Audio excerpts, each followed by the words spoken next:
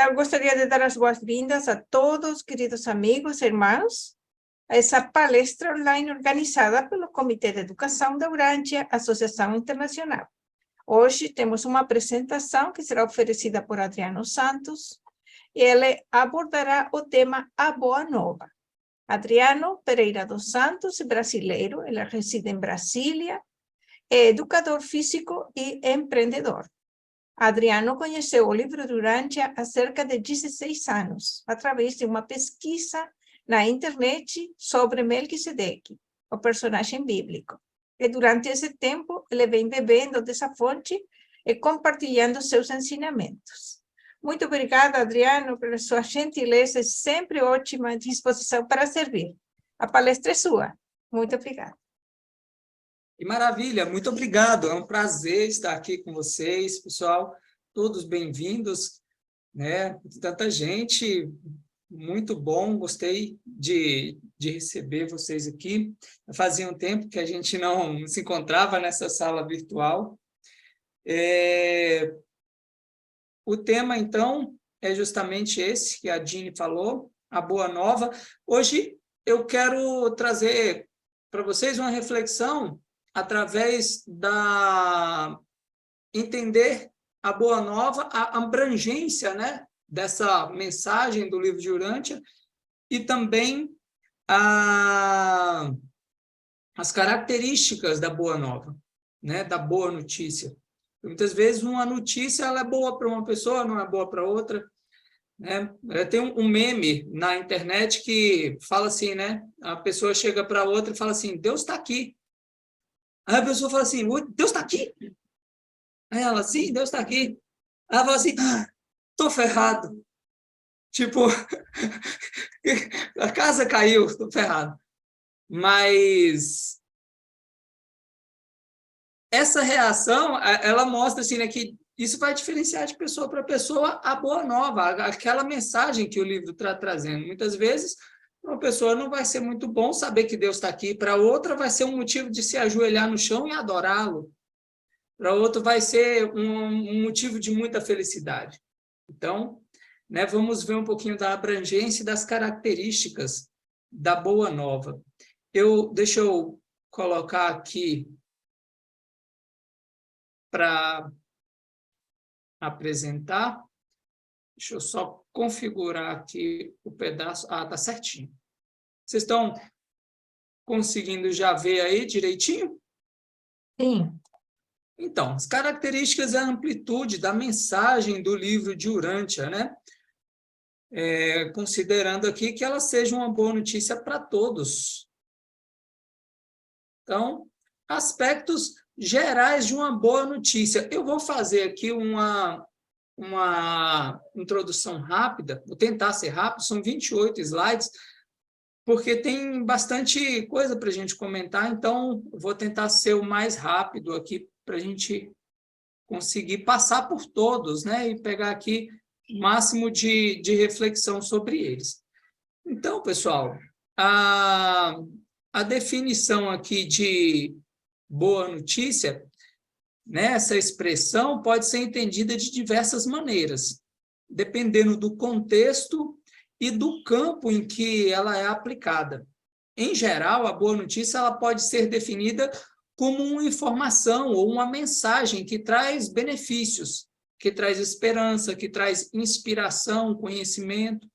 Então, nós vamos tentar ver como que é a amplitude dessa mensagem, né? E o seu significado aqui, considerando diferentes aspectos, né? Então, o que acontece? Ela tem algumas características, né? Característica número 1 que eu vou citar aqui é o conteúdo positivo, né? Toda boa notícia ela tem um conteúdo positivo. Então, a boa notícia ela pode ser uma história que apresenta resultados positivos, avanços, conquistas, soluções para problemas, né? Nesse sentido, a boa notícia ela vai inspirar o otimismo, a esperança, a satisfação. Outra característica de uma boa notícia é a qualidade da informação, né? A boa notícia também pode se referir, né, à qualidade da informação. né? Ela sendo precisa, sendo verificável, sendo equilibrada, sendo relevante. Isso caracteriza também como uma boa notícia. Notícias bem escritas e fundamentadas em fatos são essenciais para manter, né, a gente informado, né? Outra característica que uma boa notícia tem também é o impacto social que ela causa. Então, a boa notícia ela pode ser aquela que provoca mudanças positivas na sociedade, promovendo conscientização, empatia, compreensão e cooperação entre as pessoas. O próximo aqui é a educação e aprendizagem. A boa notícia pode expandir o conhecimento, promover curiosidade e estimular o pensamento crítico, contribuindo para o crescimento intelectual e pessoal daqueles que estão tendo contato com ela.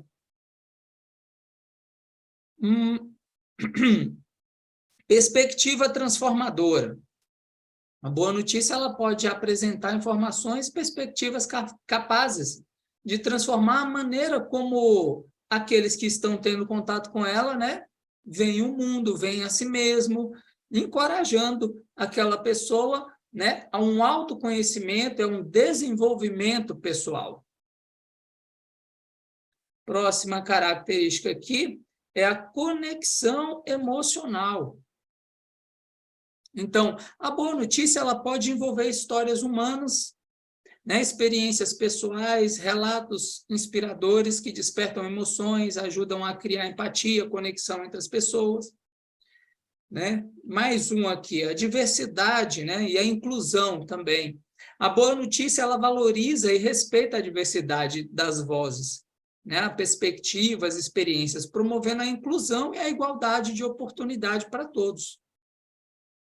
A responsabilidade ética, então, uma boa notícia é aquela notícia que é produzida e compartilhada com responsabilidade, com ética, respeitando os princípios e a integridade, né, da fonte e também dos leitores, com certeza.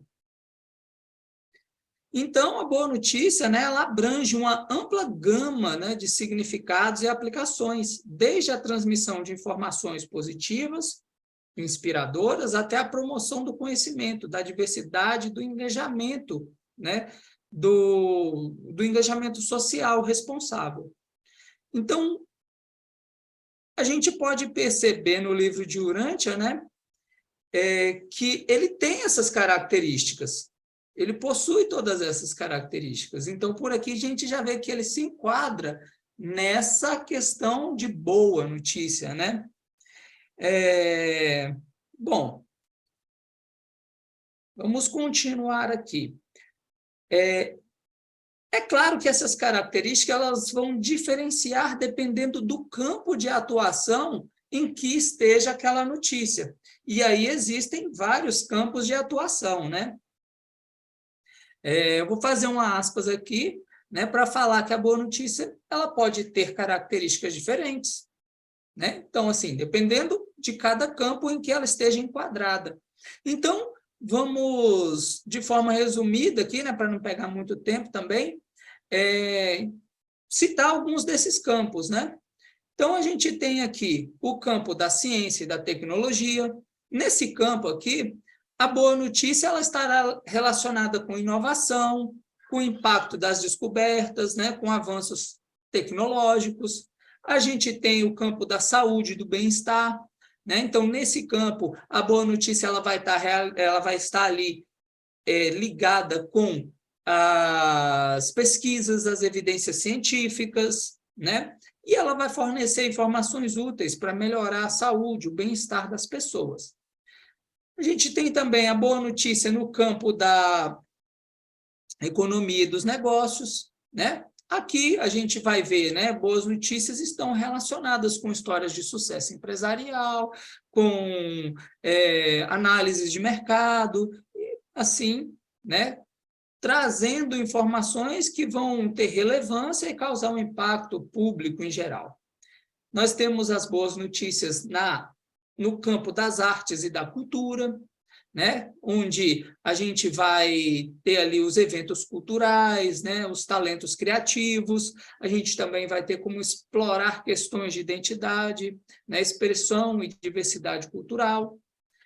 Então, esportes e lazer, meio ambiente e sustentabilidade, política e governança, e assim sucessivamente. A gente vê que tem, né, vários âmbitos em que a boa notícia ela vai variar um pouquinho as suas características.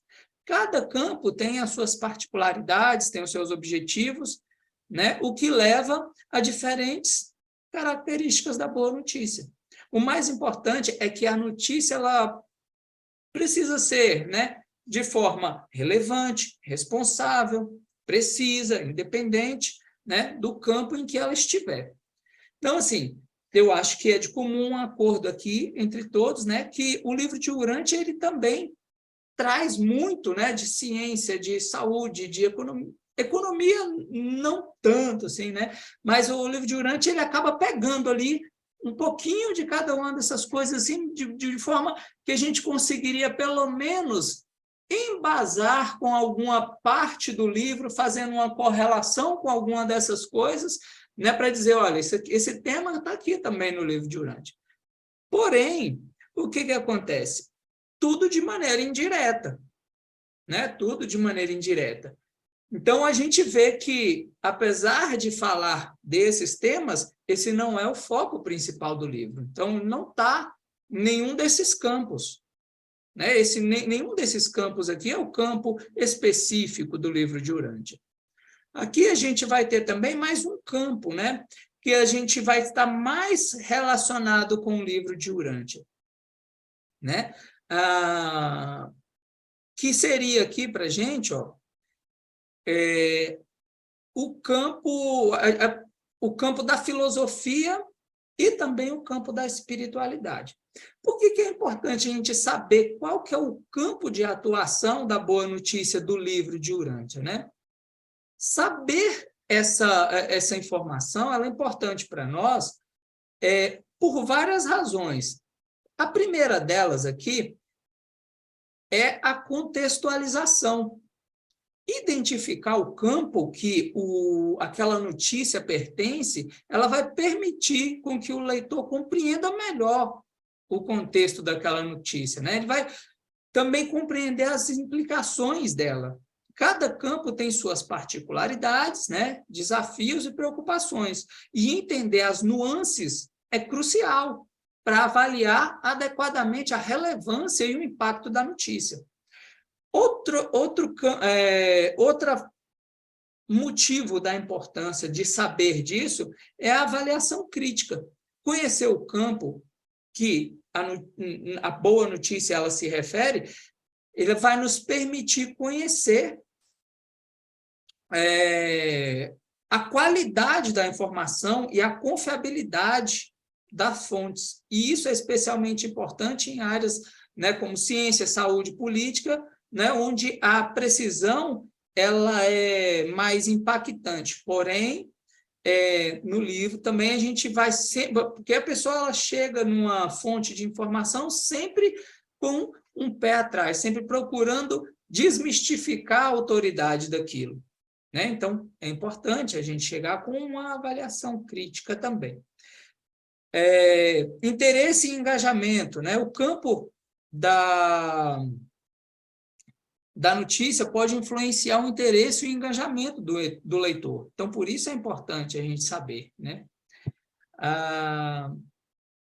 Os leitores eles podem ser mais atraídos por notícias em campos que são mais relevantes para suas vidas, né? Paixões ou áreas de especialização. Então, é importante a gente saber qual que é o campo por isso. Se a gente tem isso claro na nossa mente, fica tudo mais fácil até mesmo da gente passar essa informação para outras pessoas, no momento correto também. Outra coisa que indica bastante a importância de saber qual que é o campo de atuação é a conexão com outros campos. Olha como isso é importante. Se você sabe qual que é o campo do livro, da mensagem do livro, você pode fazer links com outros campos Olha como isso vai facilitar, muitas vezes, uma conversa, uma interação, muitas vezes com um cientista, com a outra pessoa da área de algum outro campo, e você, entendendo qual que é certinho o campo que você está, você pode, muitas vezes, fazer um link com o outro, né? Então, a gente teria o foco na discussão e no debate. Tudo isso aqui, ó, o desenvolvimento e habilidade de competências, tudo isso é importante. Tudo isso aqui são importâncias, né, de saber qual que é o campo de atuação ali daquela mensagem específica. Então, portanto, né, saber disso é essencial para contextualizar, avaliar e se engajar com a informação de maneira mais eficaz e informada. Isso também permite que os leitores estabeleçam conexões significativas entre diferentes campos e enriqueçam sua compreensão, né, no mundo que está ao seu redor. Então, vejamos aqui mais dois campos que estão assim mais intimamente ligados com o livro de Urântia, né, que é o... Não estou conseguindo mudar aqui, deixa eu mudar para o campo 5.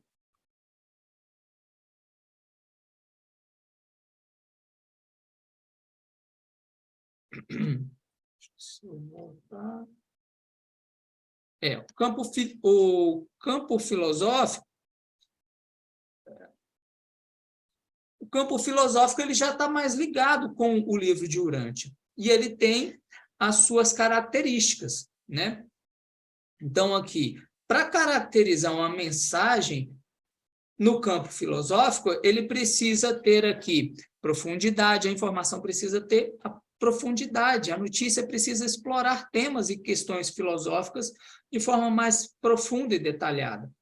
Ele tem que ter um contexto histórico, ele tem que ter um rigor intelectual, ele tem que ter uma diversidade de perspectivas, precisa ter clareza e acessibilidade, né? Então, assim, uma notícia nesse campo é aquela que comunica conceitos e argumentos filosóficos de forma clara, compreensiva, sem sacrificar a complexidade das ideias.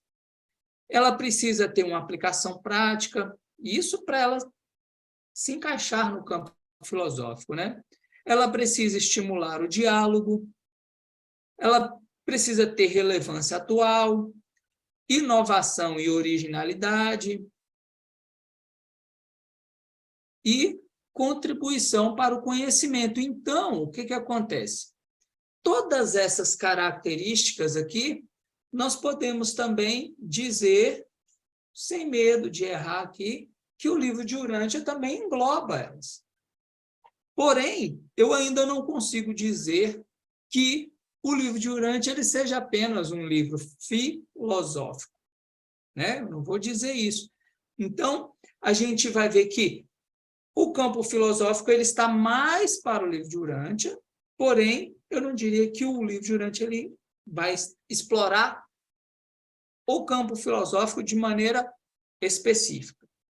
Então, do que se trata, né? Quais as características que vão se encaixar mais para o livro de Urântia?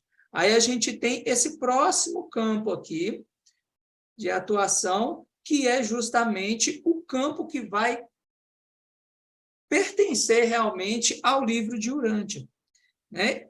Eu trouxe aqui esse texto para a gente começar a entender, e aí a gente já entra mesmo no foco aqui do nosso bate-papo, né? No documento 153 diz assim, né? Então, Jesus, apontando o desenho de um vaso de maná que decorava o lintel dessa nova sinagoga e que era decorado com cachos de uva, ele disse, né? Vós pensastes que os vossos antepassados no deserto comeram maná, o pão do céu. Mas eu vos digo que esse pão era da terra. Embora Moisés não tenha dado a vossos pais o pão do céu, o meu Pai agora está pronto para dar-vos o verdadeiro pão da vida. O pão do céu é aquele que vem de Deus e que dá a vida eterna aos homens do mundo. Então, olha só, a gente já começou a entender aqui, ó, pão do céu, vida eterna, né? E quando me disser de dar-nos desse pão, eu responderei, eu sou esse pão da vida. Aquele que vem a mim não terá fome, e aquele que acredita nunca terá sede. Vós me vistes, vivestes comigo e contemplastes as minhas obras, e ainda não acreditais que tenha vindo do Pai. Mas aqueles que acreditam, que não temam. Todos aqueles que são conduzidos pelo Pai virão a mim, e aquele que vem a mim, de nenhum modo será rejeitado. Em que sentido Jesus está falando para esse povo? De qual campo ele se refere? Né? Será que é o campo filosófico? Será que é o campo científico? Né? Ou qualquer um daqueles outros campos que a gente citou anteriormente? Né? Claramente que não, né? Vocês devem concordar comigo com relação a isso. Então, a gente, né, hoje nós conhecemos a história verdadeira do nosso mundo através das revelações, né?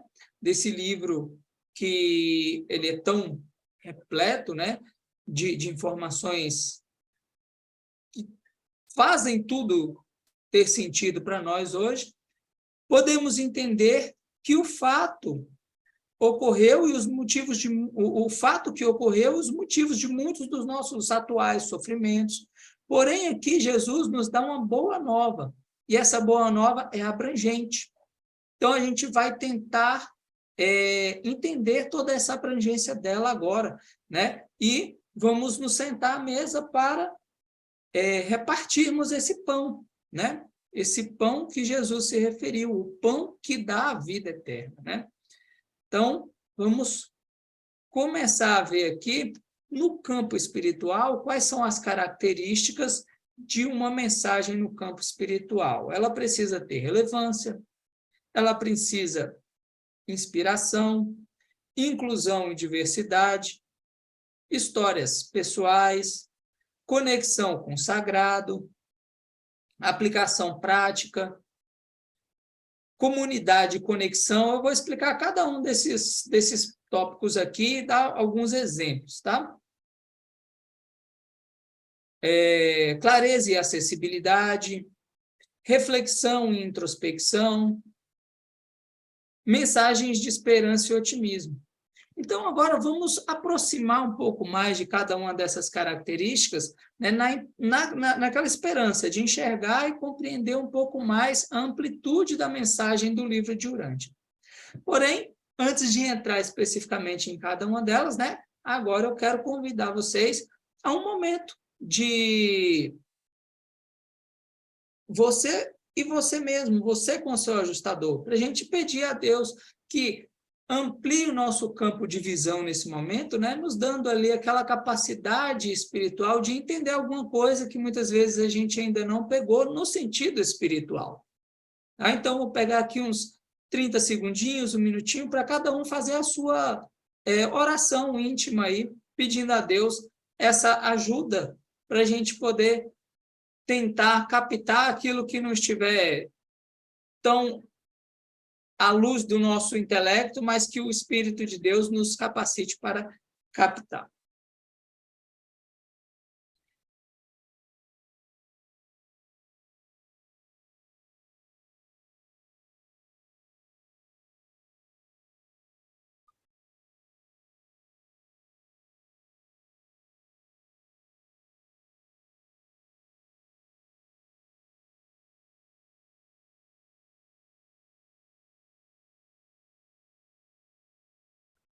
Muito bom. Então, vamos lá. Vamos começar, então, falando da relevância aqui da mensagem, né? Então, a notícia no campo espiritual, ela aborda questões e temas espirituais que são significativos e pertinentes para o seu público, né? Considerando suas crenças, tradições, experiências. Então, o livro de Urântia, ele explora de maneira aprofundada as questões que mais intrigam a humanidade. Vocês vão concordar comigo, desde a criação dos universos até a nossa vida espiritual depois da morte física. Ele faz um apanhado geral do nosso desenvolvimento desde os tempos onde não havia vida inteligente no planeta, relata as principais realizações, crenças, dúvidas, problemas que envolvem toda a humanidade e explica os motivos, né, abordando soluções que estão ao alcance de todos nós. Então, esse é o ponto, né, que fala sobre a relevância. Então, o livro de Urantia, ele pode dizer que ele é extremamente relevante. A segunda parte, que é a da inspiração.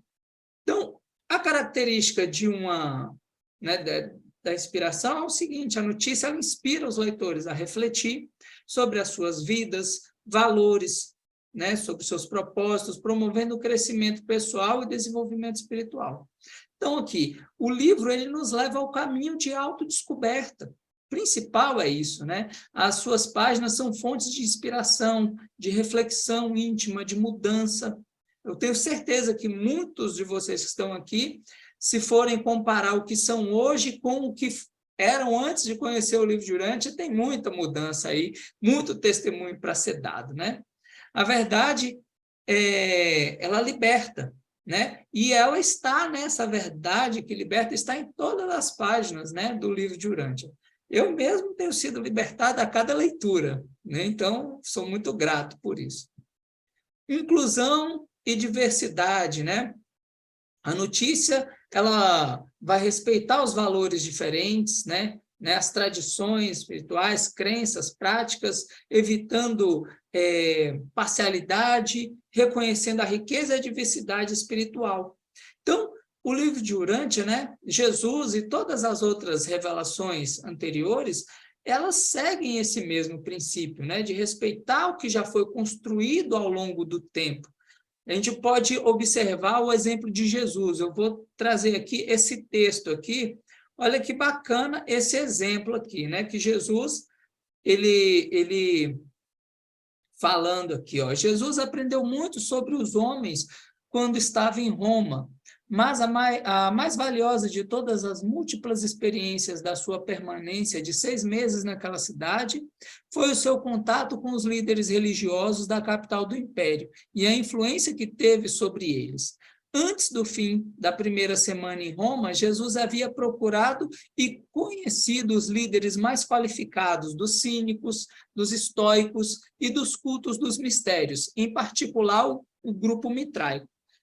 Fosse ou não visível para Jesus que os judeus iriam rejeitar a sua missão, ele muito certamente previu que os seus mensageiros deveriam, em breve, vir a Roma e proclamar o reino do céu. E assim, de maneira mais surpreendente, ele se pôs a preparar o caminho para a melhor e mais segura recepção da sua mensagem. E escolheu 5 dos líderes estoicos, 11 dos cínicos, 16 líderes dos cultos dos mistérios e passou grande parte do tempo que lhe sobrava durante quase 6 meses em contato estreito com esses instrutores religiosos. Agora, olha que interessante isso, né? E esse foi o seu método de instrução. Nunca, uma vez sequer, ele atacou os erros, nem mesmo mencionou as imperfeições dos ensinamentos deles. Em cada caso, ele selecionava a verdade dentro do que eles ensinavam e então trabalharia como que para dar beleza e para iluminar essa verdade nas mentes deles. Olha que bacana isso, né? De um tal modo que, em um tempo muito curto, essa elevação da verdade efetivamente expulsava os erros anteriores. E, desse modo, esses homens e mulheres foram ensinados por Jesus e preparados para o reconhecimento subsequente de verdades similares e adicionais nos ensinamentos dos primeiros missionários cristãos. Foi essa pronta aceitação dos ensinamentos dos pregadores do Evangelho que deu o poder de impulsão para a difusão rápida do cristianismo em Roma e dali para o Império. Então, aqui a gente vê, né, a inclusão e a diversidade. Jesus incluiu todo mundo na sua mensagem, e olha que técnica interessante, né? Cada uma das religiões, elas Se a gente, agora que a gente tem o conhecimento do livro de Urântia, a gente sabe de onde elas vêm, mais ou menos, né? Que é ali dos ensinamentos de Melquisedeque. Então, Jesus pegou ali cada uma das verdades que continha, jogou mais luz nela, e aquela luz que Jesus jogava espantava o erro, preparando ali o caminho para um evento futuro onde os seus discípulos viriam, né? Então, muito interessante essa característica. Outra característica é as histórias pessoais, né? Então, a notícia compartilha histórias de transformação, superação e conexão espiritual, né? Destacando a importância da jornada individual e da experiência pessoal. Então, veja quantas histórias de transformação e superação, né? E conexão espiritual que o livro nos traz, né? De forma mais direta, 12 pessoas tiveram a sua vida completamente mudada pela boa notícia dita por Jesus. Imagine um mesmo grupo, né, conviver, dois antagônicos ferrenhos, de um lado Mateus, do outro lado Simão Zelote, um cobrador de imposto e um outro um nacionalista exacerbado. E chega num grupo onde a mensagem de Jesus faz com que os dois vivam de maneira harmônica. Era maravilhoso isso. Deixar até aqui uma recomendação para aqueles que não conhecem. Assim, não é inspirado no livro de Urântia, mas é uma série que eu gosto muito, ela chama The Chosen, Os Escolhidos. Ela é gratuita, né? Vocês podem acessar tanto pelo celular quanto pelo computador. Muito bem dirigida, muito emocionante e ajuda a gente a entender bastante do contexto histórico da época de Jesus. Então, é muito legal, recomendo bastante. Então, mais uma característica aqui que se engloba facilmente aqui no livro de Urântia. A próxima aqui é a conexão com o sagrado. Essa daqui é bem característica do livro, né? A notícia, ela estimula a conexão com o divino, o sagrado ou o transcendente, né? Ajudando os leitores a aprofundar a sua fé e a sua espiritualidade. Vamos ver aqui direto um exemplo, né? Uma parte aqui, ó, do livro que diz assim, lá no documento 145. Bem sabeis que um pai de coração terno, amando a sua família como um todo, considera-a como um grupo, por causa do forte afeto que dedica a cada membro individual dessa família. Não mais deveis pensar no Pai do céu como filhos de Israel, e sim como filhos de Deus. Olha só, né? Que legal isso, né? Ele está deixando de ser nacionalista para ser mais conectado a Deus. Enquanto grupo, sois de fato filhos de Israel. Contudo, como indivíduos, cada um de vós é um filho de Deus. Olha como isso é forte, né? A conexão com o sagrado. Eu vim não para revelar o Pai aos filhos de Israel, e sim para trazer esse conhecimento de Deus e a revelação do seu amor e misericórdia ao indivíduo que crê, como uma experiência pessoal genuína. Os profetas todos têm ensinado que Yahvé importa-se com o seu povo, que Deus ama Israel. Contudo, eu vim até vós para proclamar a verdade maior, uma verdade que muitos dos profetas recentes também compreenderam, a verdade que Deus vos ama, a cada um de vós, como indivíduos. Olha que legal, então, né? Essa característica de conexão com o sagrado, ela é muito bem definida aqui nas palavras de Jesus, né? Vamos para uma próxima característica aqui, que é a aplicação prática. Então, a notícia, né, que está no campo espiritual, ela apresenta práticas e ensinamentos espirituais que podem ser aplicados na nossa vida cotidiana. Então, ela vai promover o bem-estar, a paz e a harmonia. Eu vejo que todos os ensinamentos de Jesus, né, do livro de Urântia, podem ser aplicados na vida diária, né, de forma bem prática e simples. Porém, sua aplicação, apesar de ser simples, ela não é fácil, porque ela vai exigir de nós, né, decisões, quebra de paradigmas, quebra de barreiras mentais, né, romper barreiras impostas pelo nosso próprio ego. que geralmente está preso aos nossos vícios do corpo, né? Às nossas filosofias, que muitas vezes também são equivocadas, né? Cheias de apego emocional, né? Cheias, né, de ego, né? Nós somos muito, né? Temos isso. Aqui reside a dificuldade de trilhar esse caminho pela fé, né? Acreditar sem ver e, às vezes, sem entender muito, né? Que as palavras, né, daquele Galileu, né? Um nazareno, uma pessoa comum, a gente conhece a sua mãe, a gente convive aqui com seus irmãos, a gente te viu pescando, agora você vem me dizer, né, que você é divino, né? Muitas vezes contrariando anos de tradição, de ciência, de hábitos, de costumes, como foi, né, ali característico de Jesus. Pessoal, quando Jesus ele se proclama como sendo quem ele é, eles falam assim, não, você está fora de si, você é o filho de Maria, rapaz. Eu conheço você. Eu conheço Tiago, eu conheço Ruth, eu conheço as suas irmãs. Eu sei quem você é, agora você vai me dizer que você é divino? Só que o que acontece? As pessoas, elas tendem a se defender os seus paradigmas, defender os seus tesouros internos, né? Colocando a responsabilidade na pessoa, e aí ela deixa de dar ouvidos à mensagem. Se todos aqueles tivessem ouvido e raciocinado com sinceridade em cima do que Jesus estava falando, a história de todos eles teria sido diferente. Por isso que a chave do reino do céu é a sinceridade. Veja só, através da sinceridade eu vou dar ouvidos. Espera aí, deixa ele é um nazareno, tudo bem, mas deixa eu ver o que ele está falando. Aí, quando você está ali dando ouvidos, o Espírito vai testemunhar a favor daquela mensagem e você vai falar assim, para onde eu vou, Senhor? Somente Tu tens as palavras da vida eterna. Então é isso, a gente precisa ter essa humildade, né? Vamos ver aqui esse exemplo desse trecho do livro aqui, que diz assim, ó. Em tudo que fizerdes, não vos torneis nunca unilaterais, nem excessivamente especializados. Os fariseus buscavam verdadeiramente a nossa destruição. Com isso, pensam estar fazendo o serviço de Deus. E tornam-se estreitos por tradição, tanto que estão cegos pelo preconceito e endurecidos pelo medo.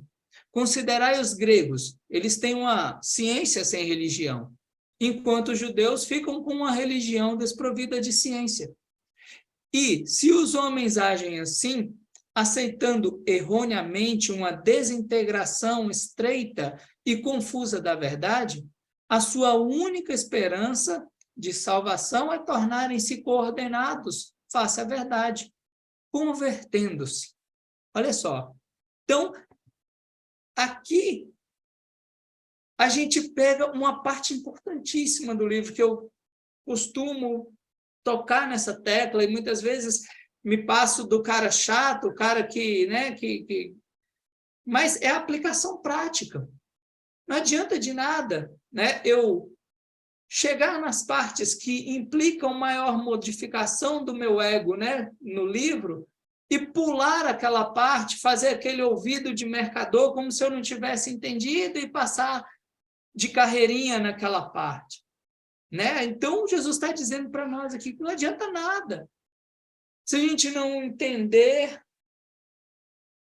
com clareza, se a gente não discernir, e depois que a gente discernir, a gente não tiver aquela capacidade, aquela hombridade de nos moldar a verdade. Quando a verdade chega a nós e nós a entendemos, é como se Jesus estivesse chegando até mim e falando, vem, vamos comigo para um lugar melhor, vamos comigo para a salvação.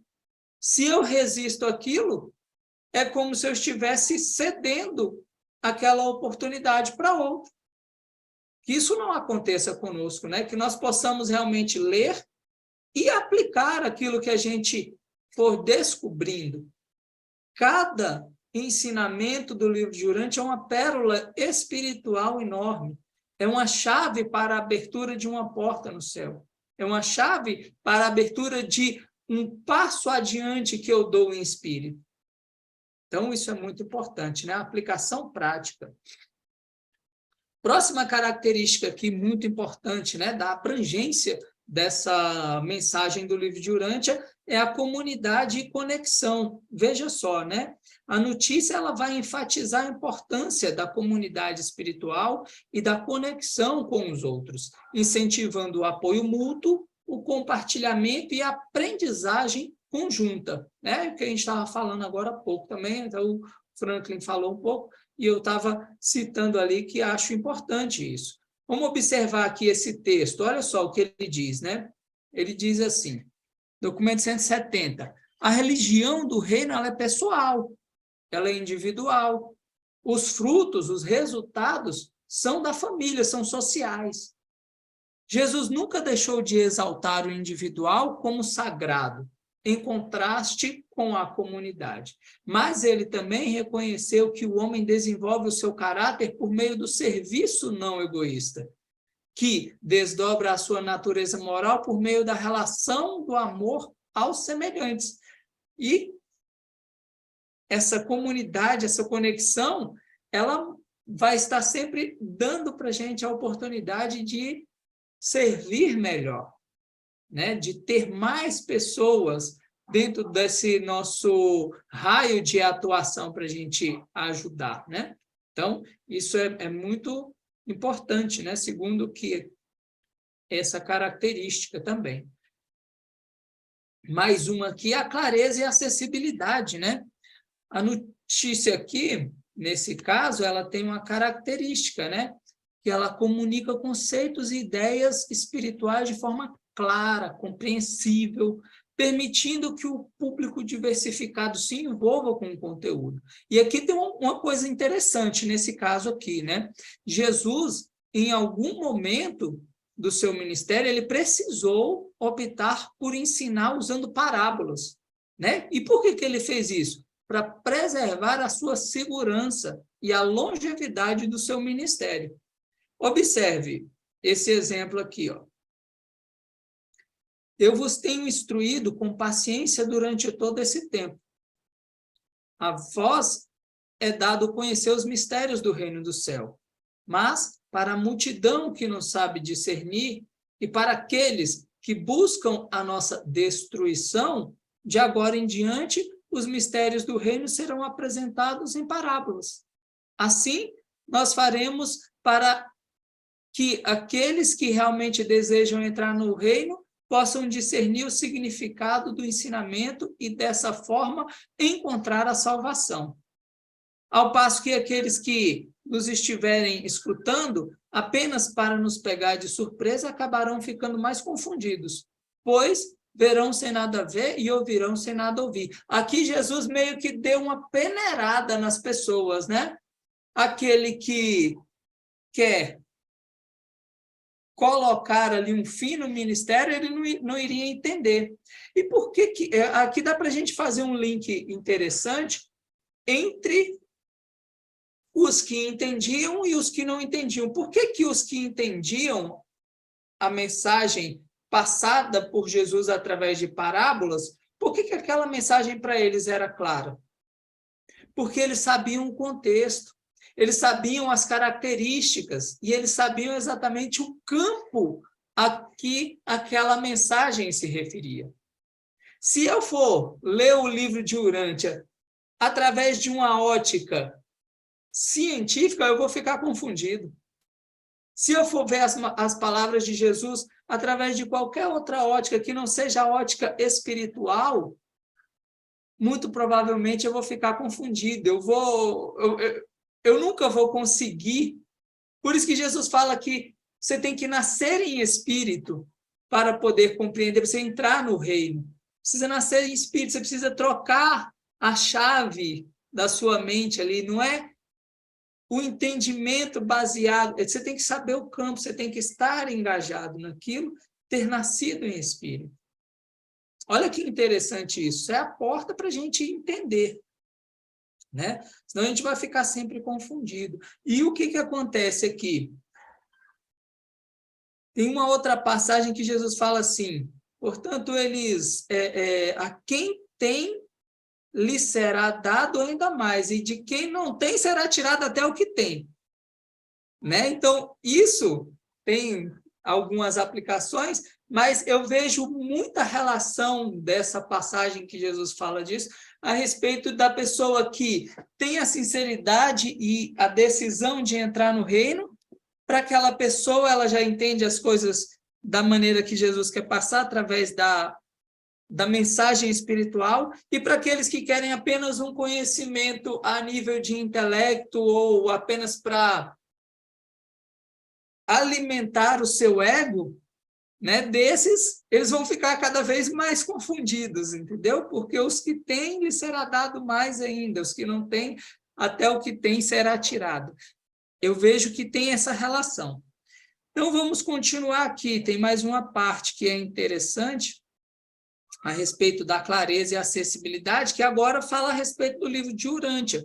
Olha só o que os reveladores dizem. A gente já está em um contexto aqui diferente, onde não tem como colocar ali em xeque a integridade física de Jesus, e agora a gente pode trabalhar de uma maneira muito mais aberta, né? Olha o que os reveladores dizem. Eles dizem assim: o nosso intuito é expandir a consciência cósmica, elevar a percepção espiritual, torna-se extremamente difícil, porém, apresentar conceitos ampliados e a verdade avançada, limitados que ficamos ao uso de apenas o idioma do vosso reino. Ou seja, eles queriam ser mais didáticos ainda.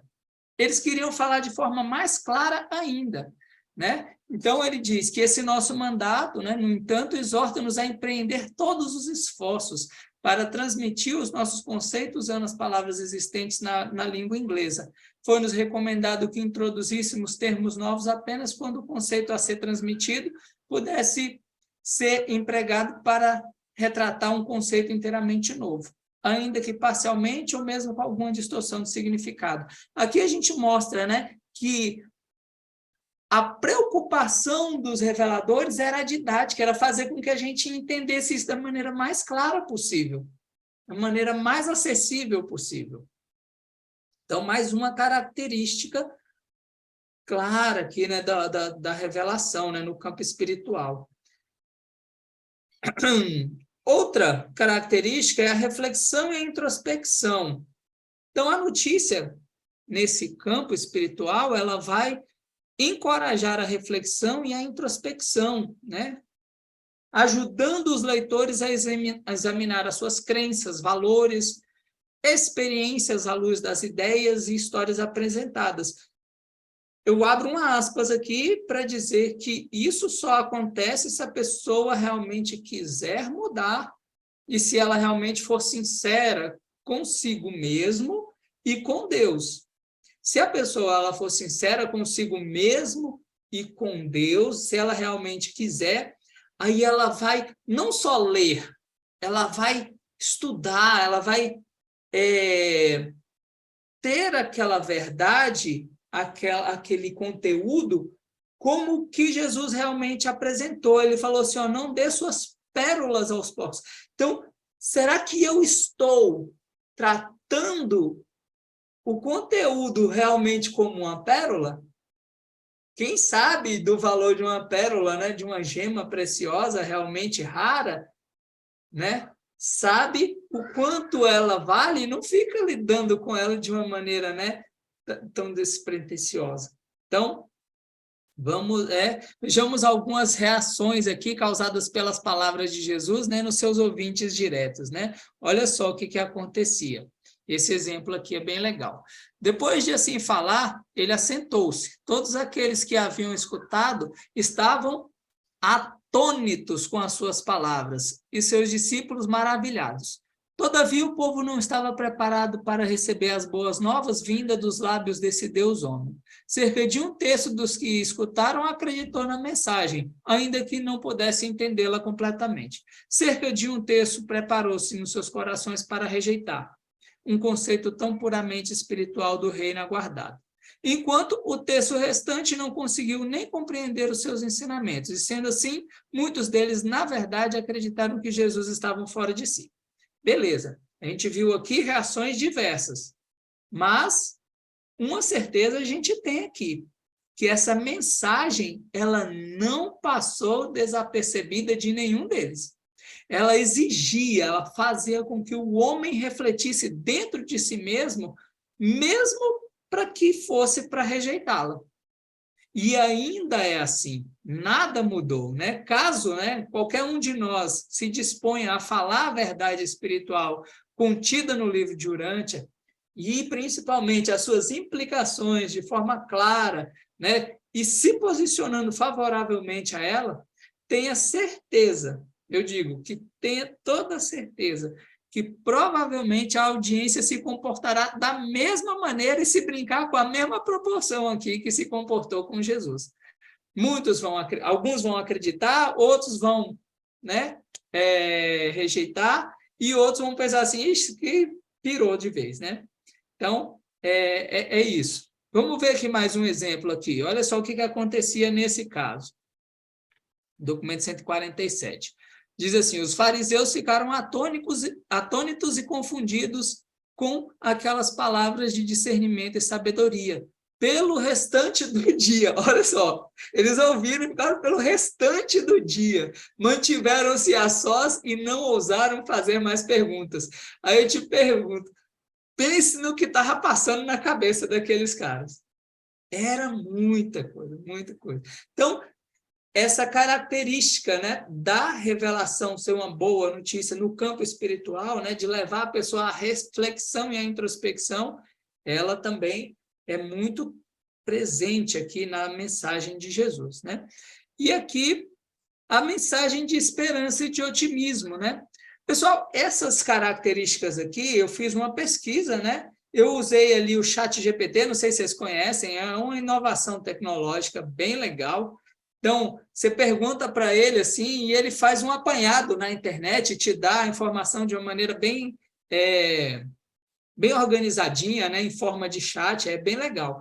Então, eu achei muito bacana isso aqui, e achei muito mais legal ainda conseguir pegar cada uma dessas características aqui no livro para trazer para vocês. Se a gente for fazer uma investigação na internet, provavelmente chegaremos a essas mesmas conclusões aqui. Então, vamos lá, né? A mensagem de esperança e otimismo, né? Ela caracteriza uma mensagem, uma boa mensagem no campo espiritual. Então, a notícia ela vai transmitir mensagem de esperança, amor e compaixão, enfatizando a capacidade humana de crescimento, cura e transformação. Então, uma boa notícia no campo espiritual, ela vai ser inspiradora, inclusiva, relevante, incentivando uma reflexão, conexão e crescimento pessoal. Veja só aqui o que Jesus disse, né?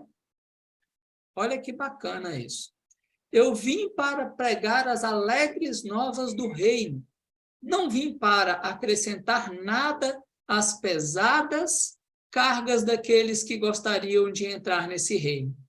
Eu proclamo um caminho novo e melhor, e aqueles que estiverem capacitados para entrar no reino vindouro desfrutarão todos do descanso divino.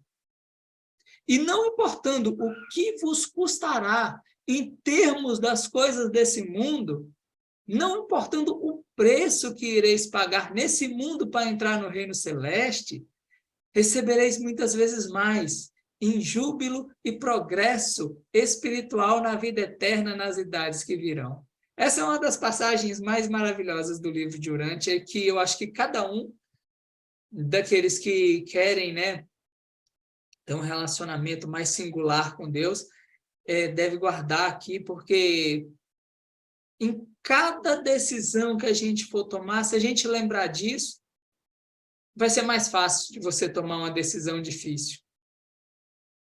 A gente só tem a opção de fazer uma coisa naquele dado momento. Cada momento é uma assinatura do que nós estamos querendo, né? Pense nisso. Principalmente nesse restinho aqui, nesse finalzinho que Jesus falou aqui. E não importando o que vos custará em termos das coisas desse mundo, não importando o preço que ireis pagar nesse mundo para entrar no reino celeste, receberei muitas vezes mais em júbilo e progresso espiritual, na vida eterna, nas idades que virão. Às vezes, escolher pelo caminho certo vai te colocar numa desvantagem. Às vezes, escolher o caminho certo vai te colocar em prejuízo. Mas olha por esse ângulo aqui que Jesus falou. O seu prejuízo aqui é lucro lá. Está entendendo? Então, gente, não tenham medo de optar pelo caminho certo. Nunca tenham medo de optar pelo caminho certo. Porque aquele que falou isso aqui, ele não mente, né? Então, olha que mensagem de esperança, de otimismo para nós, né? Então, aqui eu peguei aqui todas essas características de uma boa mensagem no campo espiritual. E qual a conclusão que eu chego disso aqui? Eu chego à conclusão de que o livro ele traz a boa notícia de forma abrangente e inclusiva. Eu chego à conclusão de que ele é bem claro no seu conteúdo, apesar de trazer conceitos inusitados, né? Não é tão difícil a compreensão, né, para uma pessoa esforçada. Você sentar ali e refletir um pouquinho aquilo ali, você capta. Se você tiver muita dúvida, muitas vezes você entra num grupo de estudo e capta ali, a pessoa vai te ajudar. Próximo aqui. O seu foco principal é o campo espiritual, porém, percorre todos os outros campos de maneira complementar. Outra coisa, o conhecimento contido no livro realmente expande a nossa percepção cósmica e realmente expande a nossa percepção espiritual. Mais uma. A sinceridade e vontade são as chaves para entender e permitir que o livro faça mudança em nossas vidas. O seu conteúdo é belo, é justo, é verdadeiro. Eu nunca vi um conselho, uma coisa, se fala assim, não, vou pegar aqui um conselho do livro de Urantia que seja ruim. Se a gente... Não existe um conselho do livro de Urantia que, se você aplicar ele, mesmo que, se você for aplicar ele, a curto prazo, ele pode se apresentar ali como alguma coisa assim, falar, não, mas isso aqui a curto prazo é ruim. Se você for olhar a médio e longo prazo, aquilo vai ser excelente. Porque quem vê lá adiante é Deus. Eu só consigo vê-lo aqui agora, muitas vezes. Mas se você ainda tem uma percepção espiritual um pouquinho mais aguçada, você vai falar assim, cara, isso é o certo, eu vou fazer o certo, porque lá na frente eu vou colher os frutos disso. E, por último, né, ao ler e entender o livro, ficamos aptos a ajudar a sua disseminação, né, e a explicação para outras pessoas. Mas é importante que a gente entenda ele no seu campo específico, que a gente coloque ele no seu, as aplicações dele ali no seu campo específico. E assim eu tenho certeza que todos nós vamos poder tirar maior proveito, né? Vamos ouvir, vamos entender e vamos poder aplicar de maneira cada vez mais frutífera na nossa vida. Vamos ver aqui o que tem mais. É isso, né? Queria agradecer pela presença de todos, a atenção, espero que tenha sido, né, bem útil aí para vocês. E falar aqui, né, do canal Urantia Reencontro, né, que agora está sendo essa minha novidade aí. Estou gostando muito de compartilhar alguns tópicos bem legais lá. E para vocês fica o convite, né, no YouTube aí, Urantia Reencontro, está lá no TikTok também, no Instagram. Então, fica o convite para vocês estarem lá também comigo, tá bom? O comentário de vocês lá nos vídeos vai sempre ajudar nesse trabalho de divulgação do livro. Pessoal, vou abrir aqui para vocês então fazerem as perguntas. Obrigado. É isso, maravilhoso. Obrigado. Obrigada, Adriano. Que completo, que lindo. Foi um prazer. Obrigada, Adriano. Muito bom. Muito, muito bom. Muito didático. Gostei. Que bom que você gostou, que legal. Eu fico muito feliz, Maria, né, a ideia é realmente essa, é a gente ter um pouquinho pouquinho mais de... uma ferramentazinha a mais que me fazer enxergar algum texto, um trecho ali, me expandir um pouquinho mais. A ideia é essa. Se cada um de nós pega isso e faz um pouquinho com cada uma das pessoas que estão ao nosso redor, tenho certeza que de migalha em migalha a gente vai construindo um lugar melhor, né, para a gente e para os nossos as pessoas que a gente ama, as pessoas que vão vir depois de nós. Isso é maravilhoso. Gratidão, Sem Adriano. dúvida. O livro de Dante é para ser compartilhado. Não dá para a gente ler sozinho e ficar com aquele ensinamento. A gente tem que trocar ideia mesmo com as pessoas, com os grupos. É muito bom. Eu gosto muito dos grupos de estudos por isso. Porque você compartilha, às vezes um detalhezinho que você enxerga, eu não enxerguei, né? Então, é muito legal essa troca. Isso é maravilhoso. Muito bom.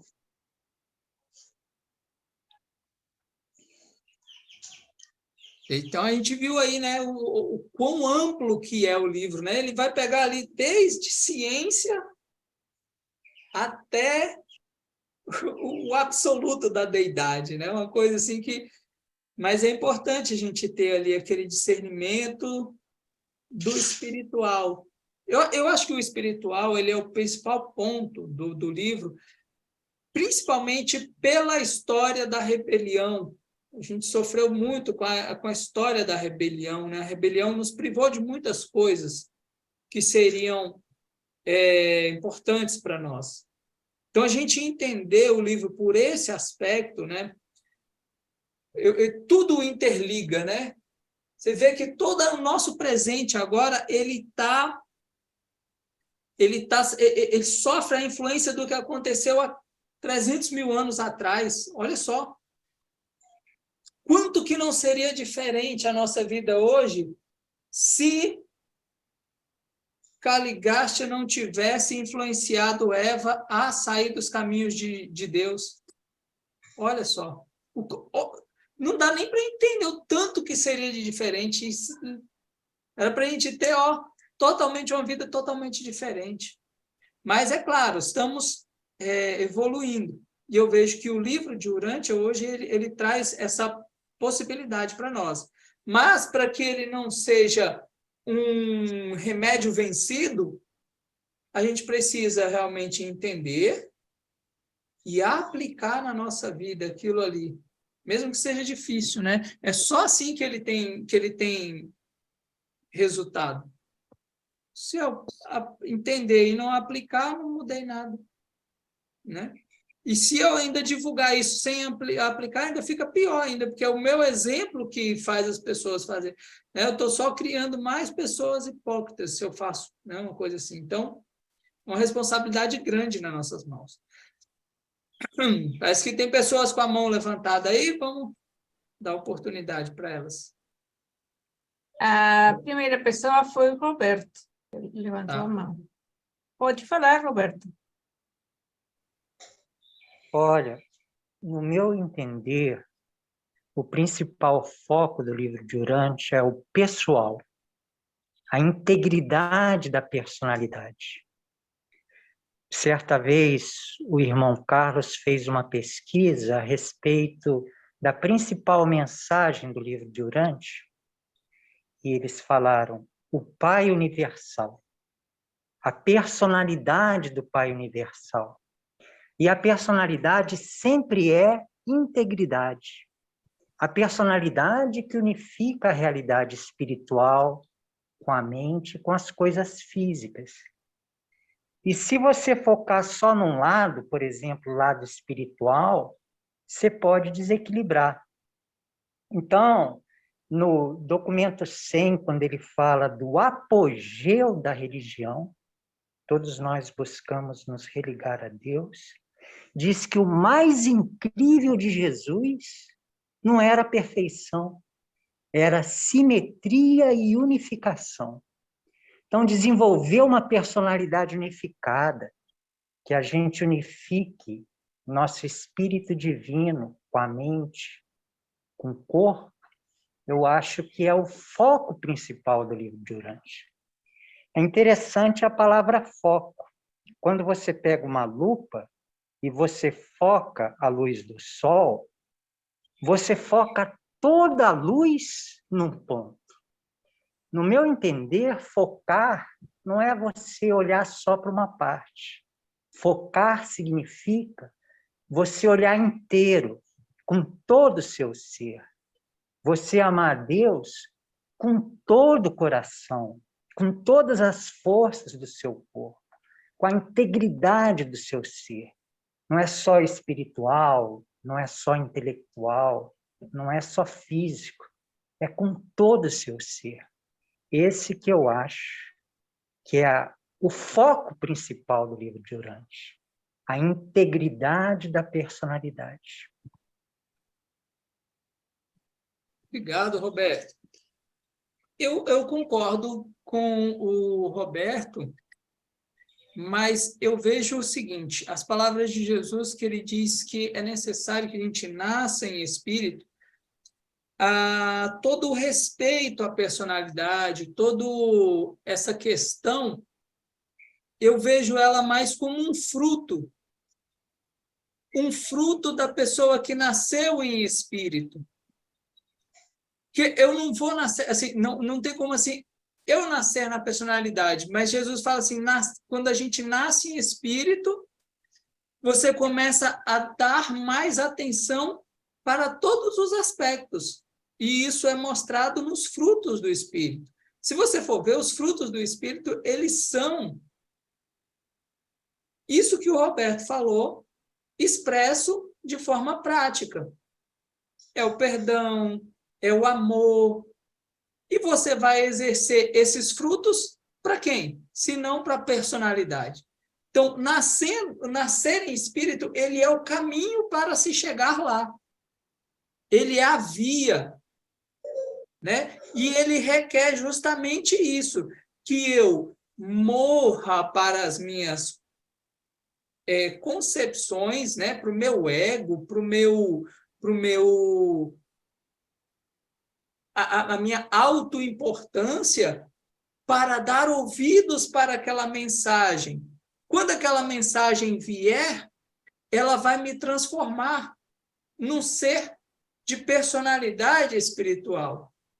E aquilo vai me fazer viver o reino dos céus aqui na terra e dar todos aqueles frutos, toda aquela importância à personalidade, porque se a pessoa não nascer em espírito, ela não vai dar. Então, o nascer em espírito, a mensagem espiritual do livro, ele é o caminho de, assim, para a resolução da maioria dos problemas do nosso planeta. Por isso que Jesus deu tanta ênfase para ele, né? Nascer em espírito. Esse é o 80%, é os 20% que vai resolver 80% de tudo que precisa ser resolvido. Os frutos do espírito, se forem aplicados, a gente vai ficar numa sociedade muito próxima do que seria luz e vida, se todo mundo aplicasse o conhecimento do livro de Urantia, renascesse em espírito e desse os frutos do espírito.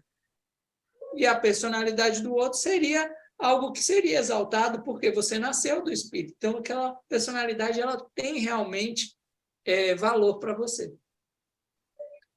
Vamos dar a voz ao Franklin. Pues estou aqui querendo, agora já me conectei. Estou muito de acordo com você, Adriano. Realmente gostei muito dessa sua palestra, que me abriu uma lucidez melhor, não, de tudo que eu tenho apreciado no livro do Urantia. Minha apreciação do livro do Urantia é uma boa nova, claro que é uma boa nova, o livro do Urantia todinho, né? E esse livro, ele foi uma questão inteligente, uma estratégia inteligente. Já pensou se no lugar do livro do Urantia nós tivesse voltado Jesus, por exemplo, ou então um outro filho otorgado aqui, acho que crucificavam de novo ele. Eu acho. O livro Durante evita essa crucificação, está aí, ó. Não tem O como, livro né? Durante, ele simplesmente diz, dá o recado.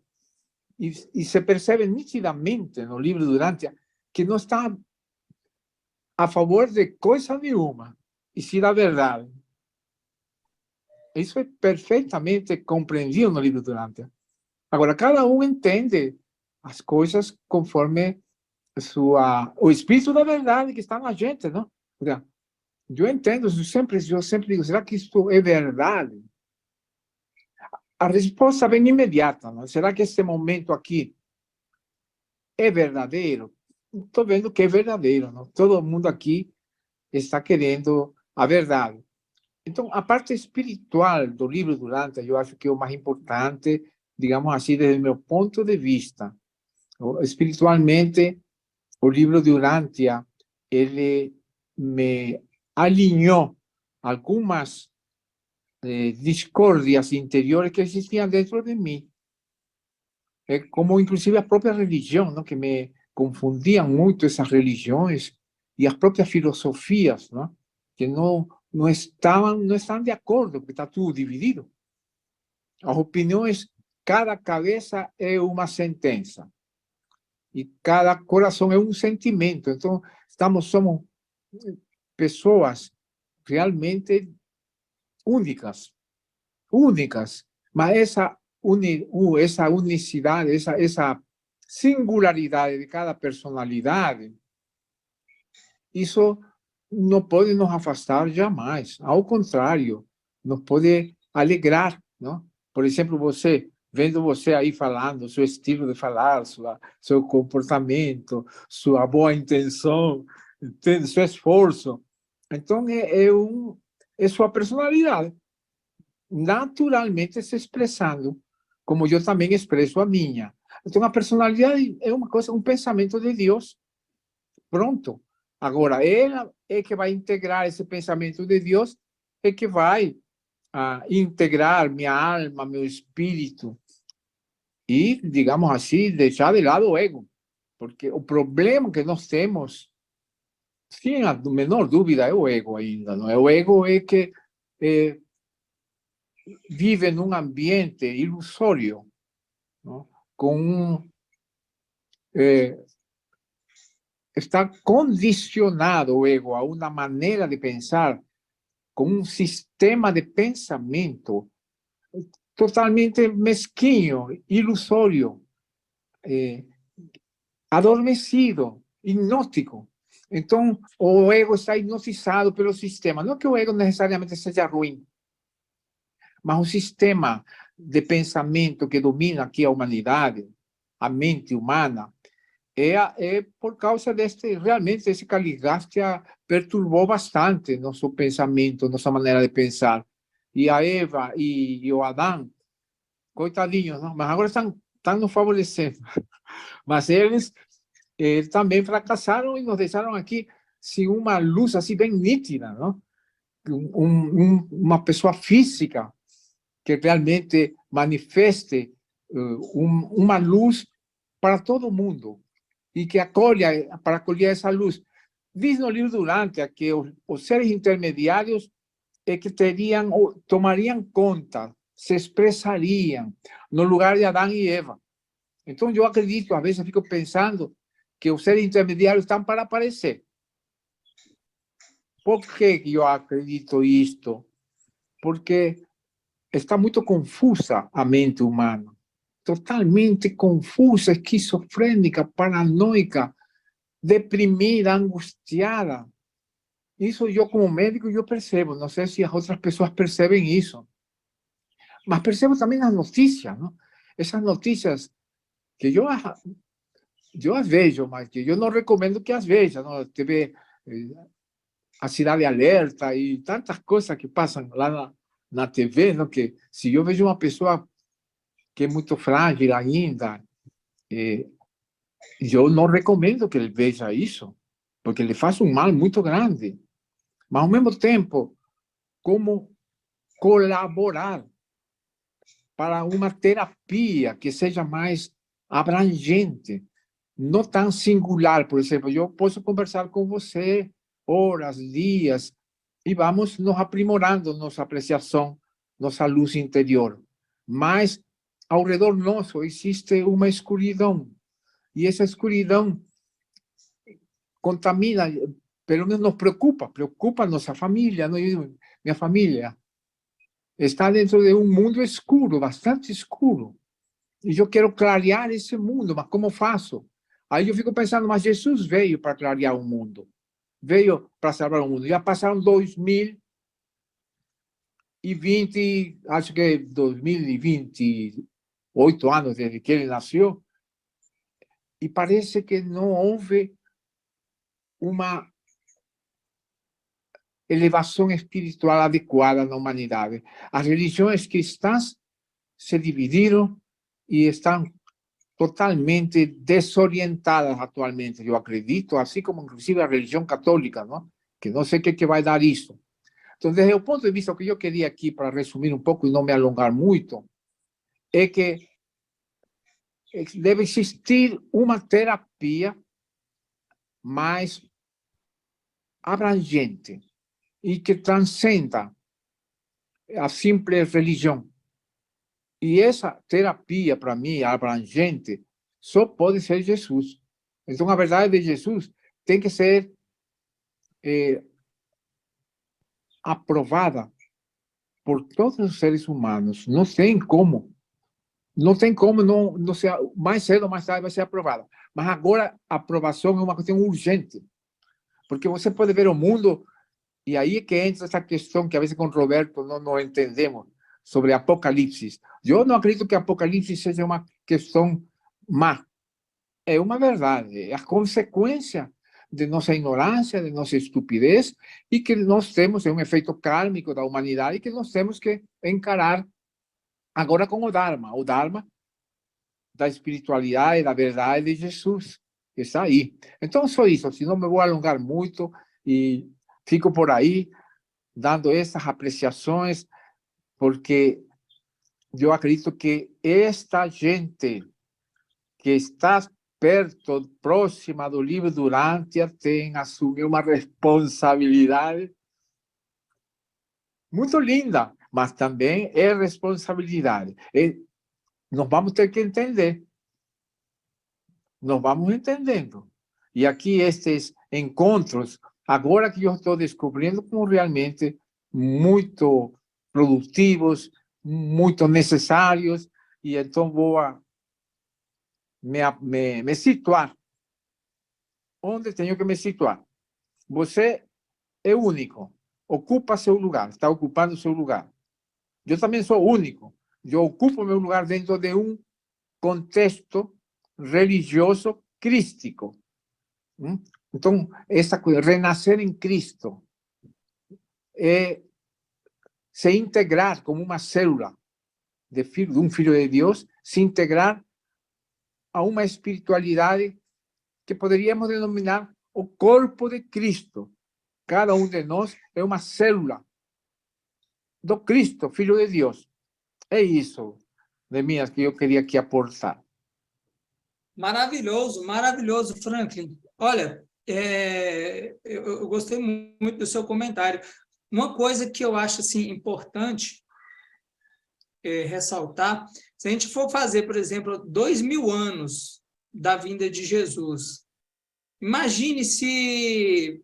Assim, eu vejo muito avanço, apesar assim, de algumas coisas que não estão muito completas, né, no cristianismo, que foi a religião que surgiu ali, o melhor que os apóstolos puderam deixar para nós, mas eu vejo que se a gente não tivesse tido o cristianismo, hoje nós viveríamos em um lugar muito pior, mas muito pior. O cristianismo, ele nos ajudou muito. O cristianismo, ele realmente cumpriu uma função muito especial, muito importante, para que a gente não se degradasse em tempo recorde. Então, assim, eu vejo que a mensagem de Jesus, ela causou uma transformação imensa, e que a mensagem do livro de Urântia ela vem com mais impulso espiritual, com mais impulso de verdade, e ela já está promovendo uma mudança maravilhosa. Eu já posso ver isso claramente, assim, que ela tem produzido uma mudança maravilhosa. E é só o começo, é só o começo. Agora, uma coisa que você citou aí, que eu acho importante lembrar das palavras de Jesus, quando Jesus dizia assim, né? E eu tenho certeza que Jesus falava isso já porque ele sabia da complexidade que é a mente humana. Cada vertente, a gente tem várias vertentes, né? De religiões, cada uma tem a sua verdade. Cada uma faz sentido, e o legal é isso, cada uma faz sentido, tem o seu sentido, né? E o que é importante aqui para a gente é o seguinte: Jesus ensina a fórmula para a gente não ficar perdido. Olha que interessante, ele fala assim, ó, para a gente vir como uma criancinha. Ou seja, não deixar as nossas concepções, que elas estão corretas em alguns pontos, mas elas também estão cheias, estão contaminadas de outras coisas que só vão causar para nós confusão mental, dificuldade de compreensão. Então, Jesus ele fala assim para a gente vir como uma criança, como se falasse assim, ó, esvazia sua mente, aprenda de novo. Eu tenho certeza que se nós usássemos essa técnica para aprender o que Jesus está falando no livro de Urântia, e a gente começar a partir daqui para frente, a gente iria nos poupar de muito sofrimento, entendeu? Muito sofrimento, de muita coisa assim, você fala assim, cara, quanto tempo eu perdi tentando simplesmente fazer com que uma coisa encaixasse na outra e não precisa encaixar. Simplesmente as palavras de Jesus estão acima disso, gente. Jesus não veio querendo explicar as coisas que a gente acredita, não. Ele veio querendo explicar as coisas que são. Por isso que ele falou, esquece o que passou, até mesmo que eu falei lá no passado, esquece, parte daqui para frente. Daqui para frente, porque você vai aprender o certo. Pessoa que aprendeu com Jesus, ela tinha que vir como uma criancinha para poder, muitas vezes, deixar de lado os conceitos que o ser humano deturpou dos ensinamentos de Melquisedeque. Então, parte de mim para frente. Aí veio o livro de Urântia, parte daqui para frente. Aprende e segue. E se a gente for parar para perceber aqui, de revelação em revelação, o conceito ele vai ficando mais profundo, mais denso, mais claro. Entendeu? E vai tendo mais sentido. Então, vamos parar de, assim, muitas vezes de... Que nem Paulo, né? De dar soco em ponta de faca, de recalcitrar contra o aguilhão. Fala assim, não, Jesus, se apresenta para mim, esvazia a mente e aprende ali daqui e vai embora. Desse ponto em diante. Passou, passou. Essa é Claro uma que técnica que eu acho passou. muito importante. Passou. Temos que viver aqui agora. O presente contém o Aprender e passado aplicar e e o vamos futuro. embora. Aprendi aqui, Jesus me ensinou, vence o paradigma passado e caminha. Exato. Não, é fácil se pôr de acordo. O livro de Urântia fala, olha, a melhor coisa que um ser humano atualmente pode fazer, isso quando faz 50 anos atrás, não? Quando foi publicado o livro de Urântia, a melhor coisa que qualquer ser humano pode empreender hoje em dia é estudar a vida de Jesus. Olha só, ele assim, especificamente fala isso. O melhor empreendimento de um ser humano é estudar a vida de Jesus.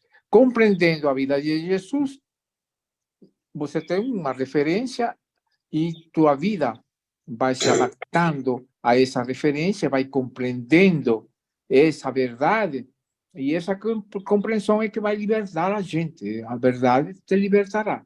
É isso. Já estamos libertos, claro que sim. porque Jesus é a verdade, não? É a verdade assim que nós podemos compreender como ele é um ser humano. É um ser humano que habitou aqui entre nós e, nesse sentido, esse ser humano, Jesus,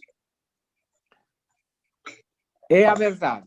Então, eu estou agora, atualmente, dentro desta verdade e meu comportamento está cada vez mais procurando me aproximar desta verdade e expandindo esta verdade, convidando as pessoas para esta verdade de uma maneira bastante didática. Didática, mas é difícil. Eu proponho essa parte muito polêmica de uma proposta natural que veio assim para mim. É uma proposta em que temos que confirmar esta verdade de Jesus. E esta verdade de Jesus se pode confirmar com a candidatura de Jesus para presidente do Brasil e das Nações Unidas deste nosso planeta, que é chamado agora por alguns Urântia, por outros, mais antigamente, como Pachamama, e a ciência como Gaia. Urântia, Pachamama, Gaia. Isto me parece extremamente didático, mas também polêmico, não? Porque aí tem urantianos geralmente falam, que é isso? Jesus não quer saber de política, Jesus vai contra a política, e assim por diante. Sempre tem esses aspectos que são compreendidos, mas que tem gente que depois que compreende o que está atrás desta oração, que seria uma campanha assim, que não tem líder, não precisa de dinheiro, não precisa absolutamente de nada, a não ser de sua boa vontade para dar a boa nova. Vota em Jesus e fala de Jesus para tua família, e você está sendo cabo eleitoral. Não tem um líder, não tem faixas na rua, é boca a boca. Então, esta missão é de cada um de nós, sem dúvida nenhuma, e eu tenho esta missão. Então, de boca a boca, eu estou perguntando para você, Neemias, você vota em Jesus para presidente do Brasil? O Brasil é o país da promissão. O Brasil é a terra de Santa Cruz. O Brasil é a terra do Cristo Redentor. O Brasil, acho que está sendo apertado na situação atual, mas o mundo todo. Mas o Brasil, se eleger Jesus presidente, o Brasil se torna a luz do mundo. Então é isso só que eu queria aqui agregar, e me desculpa por ter intervindo aqui assim, dessa maneira, não? Então, estou aqui já escutando só. Ô Franklin, apesar da popularidade de Jesus, apesar da sua popularidade, conhecendo as propostas dele, as propostas dele, eu posso prever aqui que ele não ganharia as eleições. Agora, olha minha, me permita um pouquinho agora. Ele não ganharia as eleições, viu? E conhecendo aqui como é que o brasileiro pensa, eu tenho certeza que ele não ganharia. Mas aí que está, você já está no tempo. Já está no tempo, não? Porque agora existe um momento dramático que está atravessando a humanidade. Tenha certeza que as coisas vão se complicando. O livro Durante não fala nada de que o fim do mundo vai acontecer. Eu também não falo que o fim do mundo vai acontecer, mas que vai se transformar de uma maneira dramática, vai. Dentro desse drama, as pessoas vão procurar uma saída urgente. E a saúde, quando aperta a coisa, aí é quando a gente procura Deus.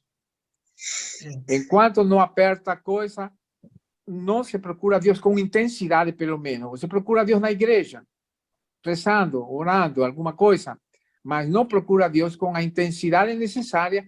Por exemplo, que agora os urantianos, os que estamos lendo o livro Durantia, estudando o livro Durantia, o curso de milagres. Então, essas coisas começam a se tornar bastante acessíveis, mas para muita gente, só a dor. Todo mundo chora, todo mundo vai chorar. Só que uns vão a chorar por estupidez, pela própria burrice, e outros vamos a chorar por compaixão. É isso. Precisamos, desculpe, Franklin, temos o Aélio aguardando já faz bastante tempo, com a mão levantada. Precisaríamos passar a palavra para ele, para dar a todos o tempo para falar. Muito obrigada. Pode falar, Aélio. Bom vê-los a todos. Nós tivemos a oportunidade de ter 3 palestras, quando deveria ser só uma. Eu vou lembrar o que eu tenho dito em outras oportunidades, que o dicionário ensina o senso comum das palavras. E eu vou destacar uma palavra aqui chamada foco. E vou ler o que o dicionário fala sobre foco. Diz o seguinte: foco, ponto, centro, cerne, fulcro, âmago, essência, eixo, coração, seio. Diferente do que eu vi aqui, que foco é o todo. O foco é o detalhe, não é o todo. Mas, enfim, na medida que contribuíram aqui e saíram da palestra e entraram em pontos que não tinham nada a ver com a palestra, eu digo, está faltando foco. Encerro dizendo isso. Mas voltando para a palestra e deixando de lado as contribuições, eu quero cumprimentar Adriano. Adriano, não é Neemias, hein? Neemias nem está na reunião. Adriano. Cumprimentando o Adriano, porque ele está cada dia melhor, ele está cada dia se fazendo entender, ele está cada dia mais didático. Ainda que continue, para mim, demasiado prolixo, mas é apenas um detalhe, eu acho que ele vai chegar na concisão em algum momento e vai ser importante. Mas em relação à palestra do Neemias, sem entrar nos comentários adicionais, Neemias, olha, eu já estou falando em Neemias sem ele estar na reunião. Em relação à palestra do Adriano, eu quero dizer o seguinte: o livro de Urântia são 4 partes, a última, a 4ª parte, é sobre a vida de Jesus. O que eu já tenho percebido, eu estou anotando, inclusive, e eu vou fazer uma palestra sobre isso em algum momento, que já há contradições no próprio livro. Uma das contradições tem a ver com o que os reveladores ensinam versus o que Jesus ensina. Tem alguma contradição? Eu digo que tem, mas não vou também fazer uma palestra aqui, que não é esse o meu objetivo. Aqui já fizemos 3 palestras, não vou fazer a 4ª. Mas, enfim, Jesus é maior ou igual ou menor que os reveladores? Não precisam responder, apenas para consideração, para ter algum sentido o que eu vou dizer. Jesus, por exemplo, disse que colocou a intenção como uma agravante, não como atenuante, como agravante. Ele citou que se você cobiçar o que é do próximo, começando pela mulher dele, apenas cobiçar, não precisa fazer nada adiante, apenas cobiçar. Isso é uma intenção. Sendo uma intenção, você já é punido por intenção. E o que dizem, baseado no próprio livro de Urântia, que a intenção é um atenuante, você vai ser julgado pelo que você tem de intenção, não pela tua ação. Ou seja, só aí já tem... Eu só estou dando um exemplo, eu posso dar 10, facinho, mas já seria uma palestra. Não vou fazer isso com vocês, vou poupá-los. Mas, enfim, o que Jesus diz, e que pode eventualmente haver algum conflito com o que os reveladores diz, quem você deve ouvir? Jesus ou deve ouvir os reveladores? Eu encerro aqui. Grato pela oportunidade. Eu acho que você deve ouvir os dois. Eu acho que não tem divergências entre Jesus e os reveladores, não. Pelo menos eu nunca consegui encontrar uma divergência entre o sentido que eles querem passar. Eu acho que eles estão em consonância, os dois estão falando a mesma coisa. Também. Eu gostaria de saber quais são essas contradições que você achou, Hélio. Eu já li o livro. Pode ser um problema de tradução, eu não sei de que você está falando, Mas eu posso te dizer, é falta de compreensão, não é contradição. Eu também nunca encontrei uma contradição, mesmo que seja assim. Não, nada que eu possa, que me venha à cabeça, não me lembro de nada que os reveladores tenham falado, que Jesus tenha falado ao contrário. Pois então, eu vou deixá-los com bastante curiosidade. Vou dar um outro exemplo, só para você dizer. É ensinado dentro do movimento urantiano que a misericórdia e o amor de Deus excede a justiça do próprio Deus. É ensinado assim.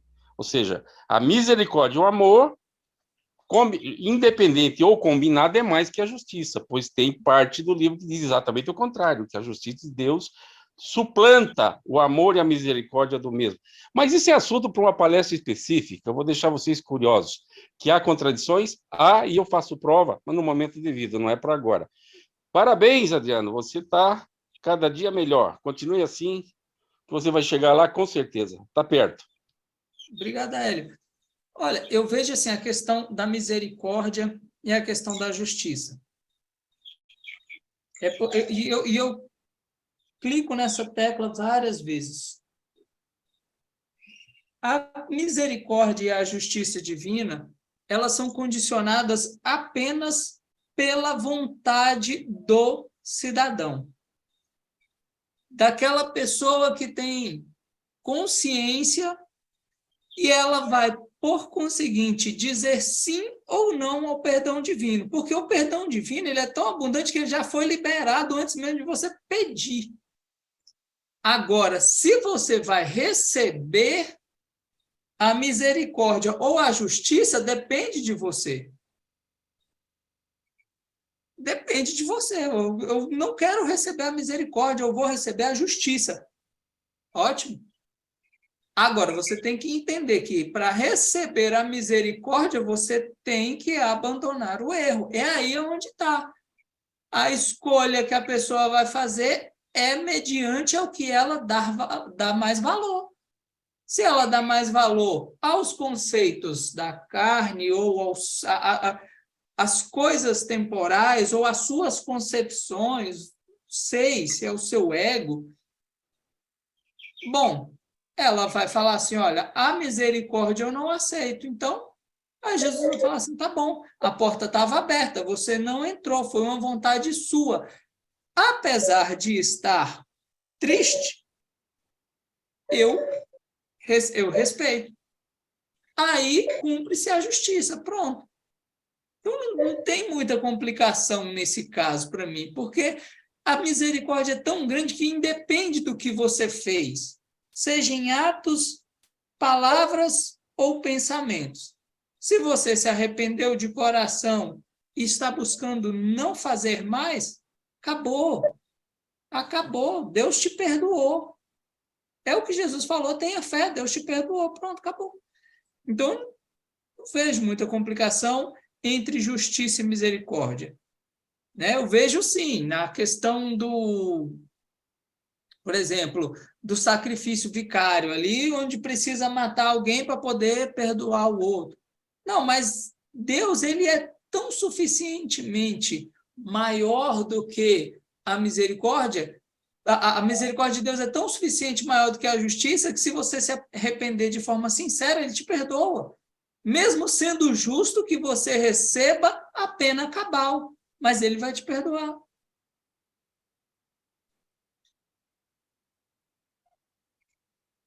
Mais alguém?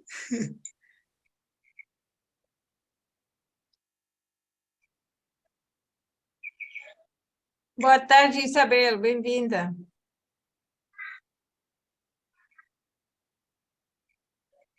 O que você acha disso, Dini?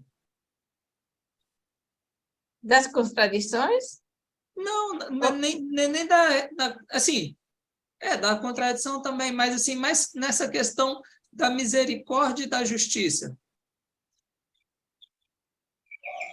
O Pai sempre aplica a misericórdia, sempre que for possível, mas há situações quando a misericórdia é rejeitada, quando há uma citação no livro que fala que nem sequer a misericórdia infinita, o amor divino infinito do Pai Universal pode salvar a uma criatura que não quer ser salva.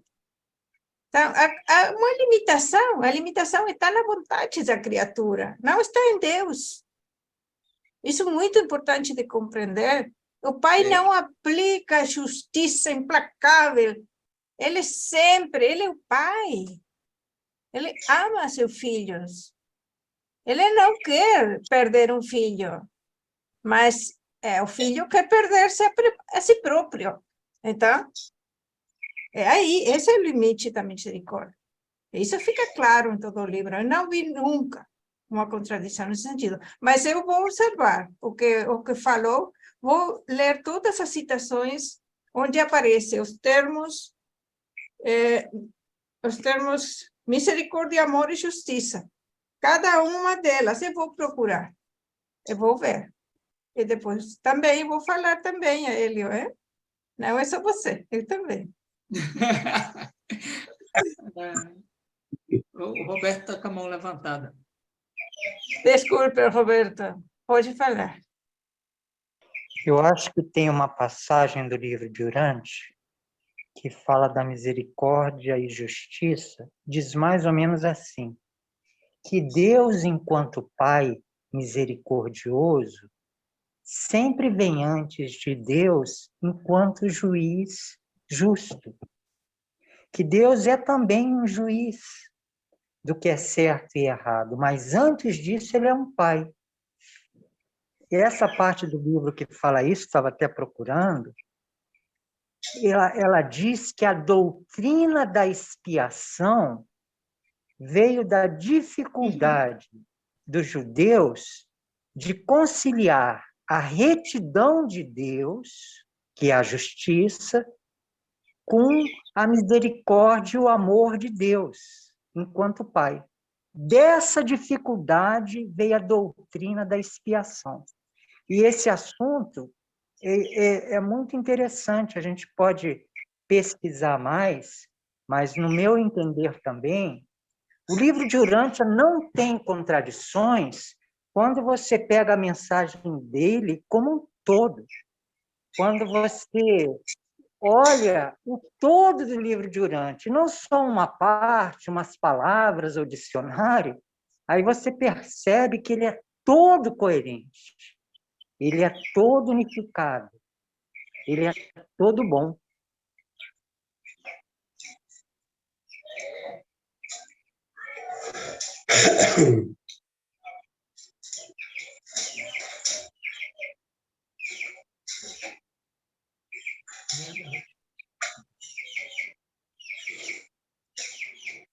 Pode falar, Sidney.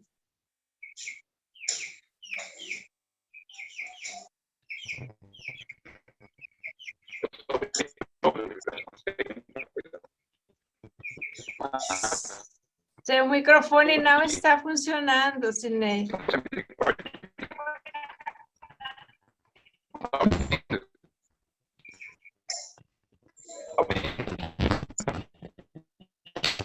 Não estamos ouvindo.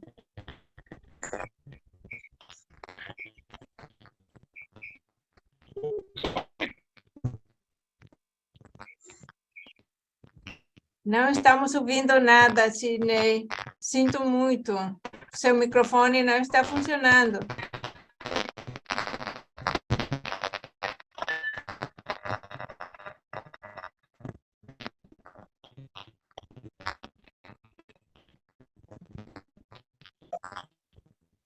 Você está nos ouvindo, Sidney? Não conseguimos ouvir você.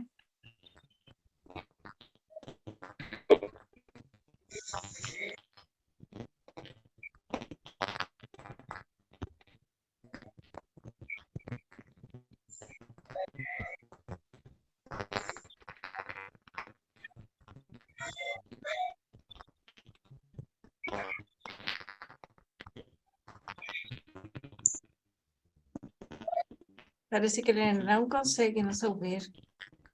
Não sei o que passa. Olha, eu achei a passagem que fala da misericórdia e da justiça. E eu coloquei aí no chat, tá? Ah, perfeito. Pode ler, Roberto. Eu vou colocar o mute no Sidney, porque não estamos ouvindo ele. Poderia ler para nós, Roberto, a passagem, por favor? Sim, Jani. É no documento 2, tópico 6. O Pai Celeste afetuoso, cujo Espírito reside nos seus filhos da terra, não é uma personalidade dividida.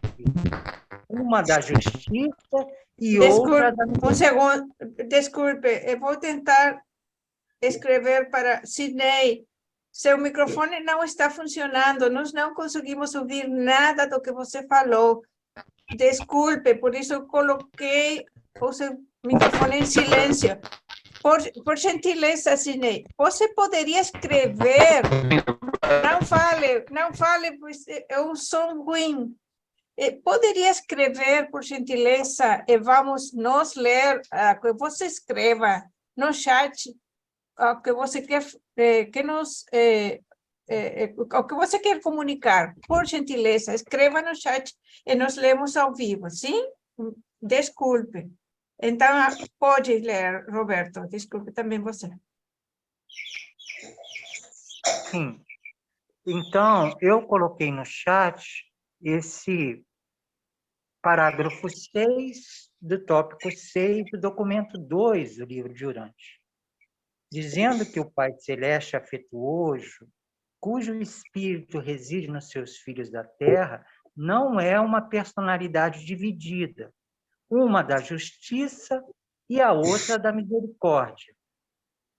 E também ele não requer um mediador para assegurar o seu favorecimento ou o perdão do Pai. A retidão divina não é dominada pela estrita justiça de retribuição. Aí ele conclui: Deus, enquanto um Pai, transcende Deus enquanto juiz.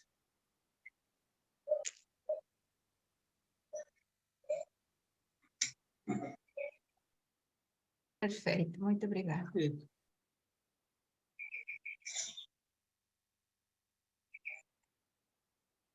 Alguém mais? Gostaria de dizer alguma coisa? Sidney escreveu: sou leitor novo do livro, mas pelo que li até o momento, a justiça divina é instantânea, porém é refreada pela misericórdia. A prova é que Lúcifer aguarda até hoje seu julgamento, né? E também a prova é que aqui no nosso mundo, tendo estado Jesus encarnado e triunfado na carne, tendo vencido os rebeldes, os anciãos dos dias permitiram a continuar soltos aqui no planeta 2 rebeldes, que são Caligaste e Daligaste. Eles ainda estão soltos. Por quê? Porque unicamente serão apressados quando toda simpatia no nível humano, por eles, por seus ensinamentos distorcidos, deturpados, então eles serão apressados. Essa é a justiça divina.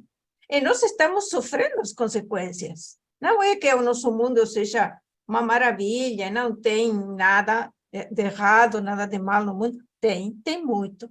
Vocês sabem que sim. Mas essa é a justiça. Essa foi a ordem da ministra divina de dar todas as oportunidades para os rebeldes levarem adiante essa rebelião, de não exercer nenhuma medida arbitrária para deter. A arbitrariedade, aí está.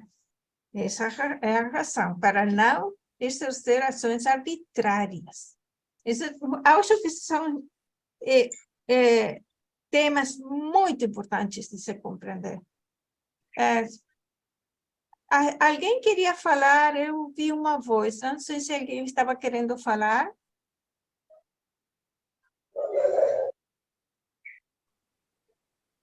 Então, passo a palavra para você, Adriano, para fechar a reunião, quando você quiser. Muito obrigada.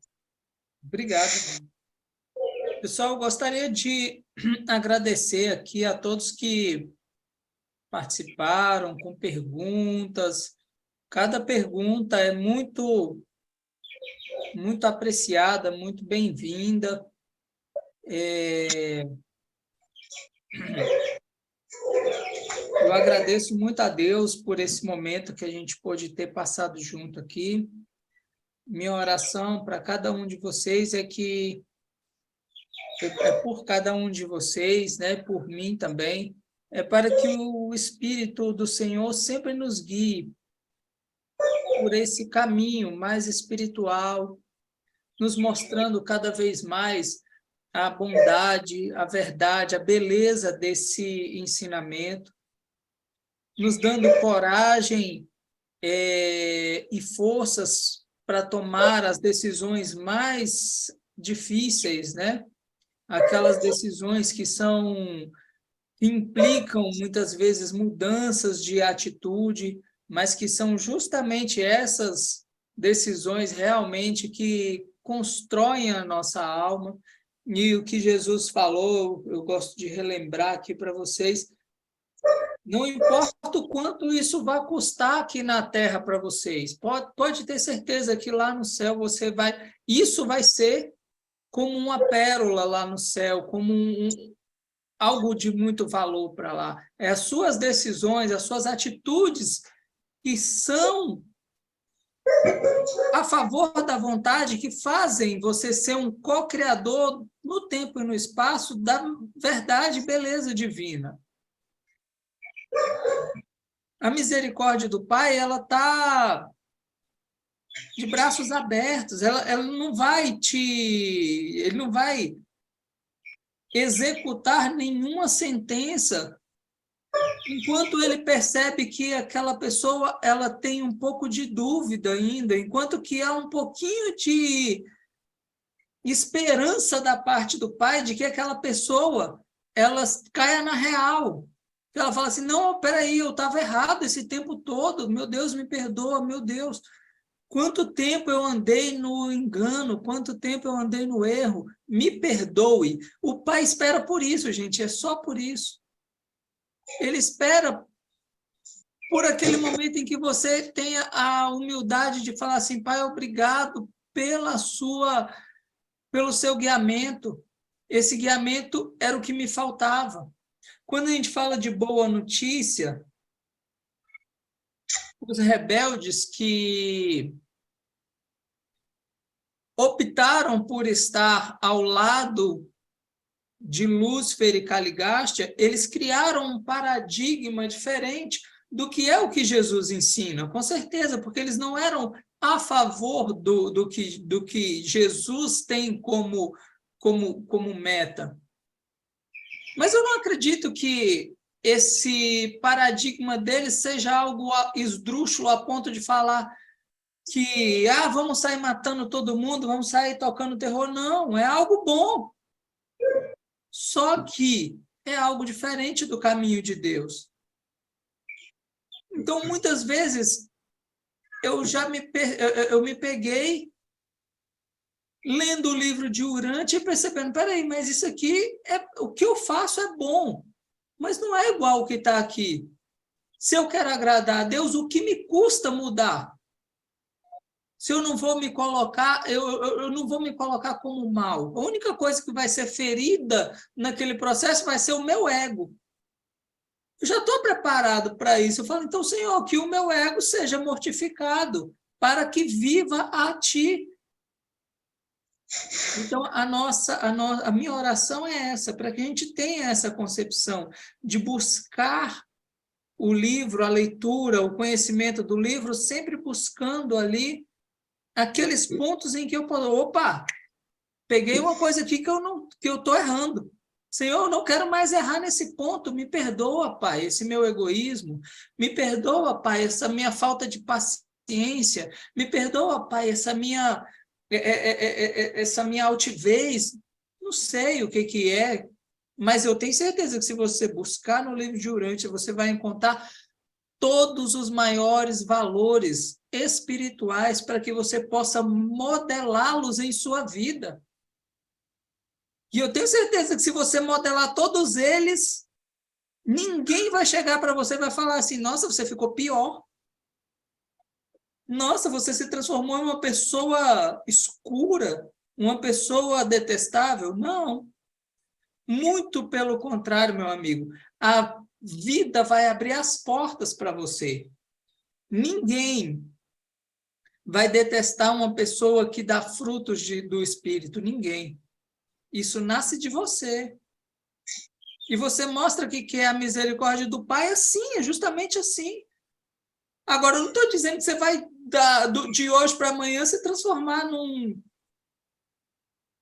Melquisedeque, um filho de Deus, um anjo. Não, você vai continuar errando. Mas eu tenho certeza que quando você está inclinado para o acerto, quando você errar, você vai falar assim, puxa vida, errei de novo. Deus, me ajuda, eu não quero mais errar. E você vai ainda continuar com esse erro durante muito tempo, até um dia que você conseguir alguma técnica mental para você poder vencê-lo. E é normal, tá tudo bem. O que não é normal é você falar assim, eu gosto desse erro e não mudo. Quem tem que mudar é Deus para me aceitar do jeito que eu sou. Isso aí não vai acontecer. É a gente que tem que mudar.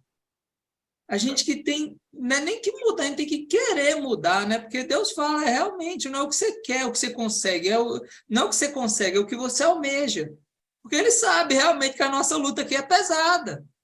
A nossa luta aqui é difícil. Agora, que nenhum de nós possa se moldar ao erro. Isso que é ruim. Não nos moldemos ao erro, mas busquemos sempre transformar a nossa mente em busca de algo melhor. Eu já sei o que é certo. Ela fala assim, mas tu faz o que é certo sempre? Fala, não, não faço. Não faço. Eu caio, eu tenho os meus erros, mas eu não sou nem uma criança para falar assim, eu nem sabia que eu estava. Não, eu sei. Quando eu erro, eu sei. Eu sei, eu assumo o meu erro e procuro não errar mais. É assim. Mas muitas outras vezes eu errei, procurei não errar mais, e depois eu tive que voltar lá e pedir desculpa para a pessoa de novo. Olha, me desculpa, eu errei de novo. Detestável da minha parte, mas eu estou me esforçando, eu vou melhorar. É assim, gente, é assim. Tem coisas que a gente só vai conseguir melhorar de fato lá no mundo das mansões. Paciência, eu queria melhorar aqui, mas não é assim que funciona. Eu tenho uma natureza humana aqui que é bem dificinha de lidar. Então é isso, pessoal. Muito obrigado, viu, de coração, por vocês estarem aqui hoje. Aqueles que eu não conhecia, eu queria dizer que foi um prazer enorme conhecer a todos vocês. Irei abençoar a vida de vocês com todo o meu carinho, meu amor e as minhas orações por todos nós aqui, urantianos, que estamos buscando um caminho melhor, o caminho da perfeição. Deus abençoe a cada um. Muito obrigada, Adriano.